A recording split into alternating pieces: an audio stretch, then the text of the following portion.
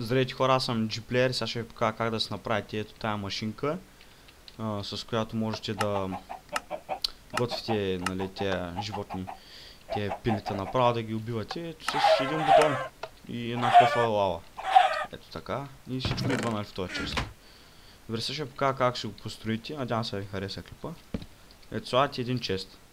После задържате шифта и натискате към честа да сочи, нали, ето ще ви покажа по-близо, който не знае. Трябва, нали, да сочи хопъра към честа, за да може айтемите да могат да минават там. Окей. Сега слагате един слаб. Така, опа, извинявайте, само че забравя да взема стъкло. Така. Слагате две стъкла от тая страна. Ето така. Просто да може да ги виждате, нали, кокошките вътре.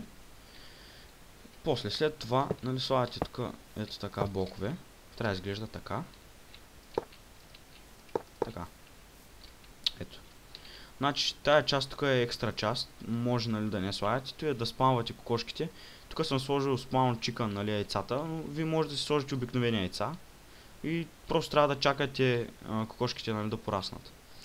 Така. След това слагате два торча. Ето така. Слагате един хопър отгоре. И правите ето този клок. Хопърите трябва да сочат един към друг. Ето така. И поставяте един дървен бутон. След това, ето това нещо поставяте. Comparator, Redstone Comparator.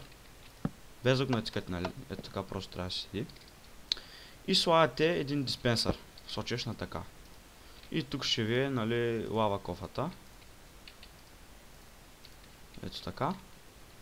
И тук съответно може да сложите, нали, там кокошките, яйцата просто за кокошките, обикновените яйца, които те снасят. И тук правите абсолютно също нещо. Ето така, унищожавате това, слагате го и поставяте компаратор. Ето, не е много компактно, но както е. И тук аз предпочитам да сложа, нали, левър, защото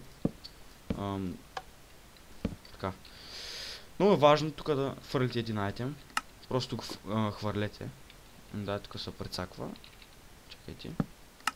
Ето, само трябва да го проверя.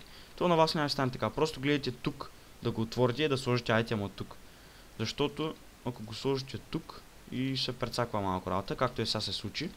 Значи просто отворете този хопър и го сложете там. Тук е абсолютно същата история. Слагате някакъв... Не, това ще им трябва. Някакъв айтем. Ето. Така, готово. И сега слагате, например, Half Slab и сте, нали, готови.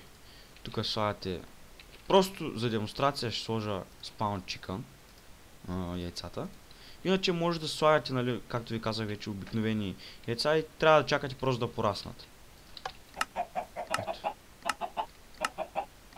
Чакаме. Натискате веднъж и лавата се прибира. Ето. И всичките ви айтеми ще дойдат тук. Всичките ви айтеми просто. Чакайте, нали, пилетата да... Трябва да ги докарате някак, ако са големи. Нещо така, просто го натискате веднъж. И те умират от само себе си, защото лавата им взема достатъчно демедж и след това огъня ги довършва. Ето. И така, благодаря, че гледахте клипа. Надявам се да ви харесал. Оставете лайк отдолу, ако сте успели да го направите. И така, чао от мен.